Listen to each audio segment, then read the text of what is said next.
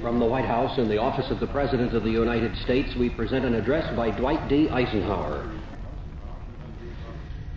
In the councils of government, we must guard against the acquisition of unwarranted influence, whether sought or unsought, by the military-industrial complex.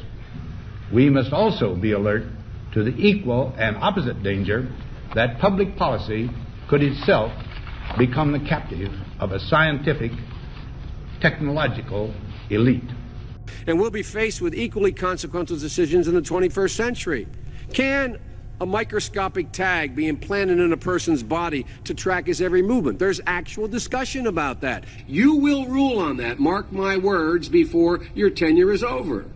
Can brain scans be used to determine whether a person is inclined toward criminality or violent behavior? You will rule on that. On a person, especially biometric data. And if you have enough computing power, you can understand that person better than the person understands himself or herself.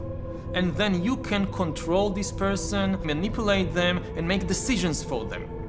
Can you imagine that in 10 years when we are sitting here, we have an implant in our brains, and I can immediately feel, because you all will have implants.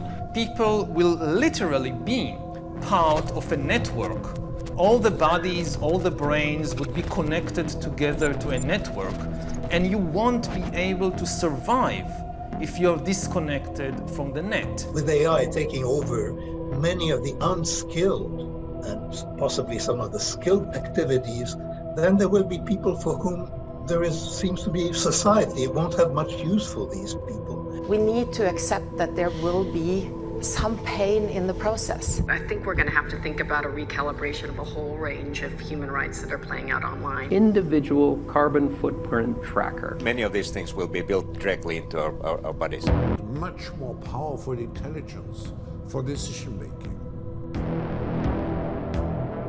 Can a microscopic tag be implanted in a person's body to track his every movement? You will rule on that. The next phase is the surveillance going under our skin. Now that we've cracked the code of life, it will not take much longer before we can start to play God. The new powers that we are gaining now, especially the powers of biotechnology and artificial intelligence, are really going to transform us in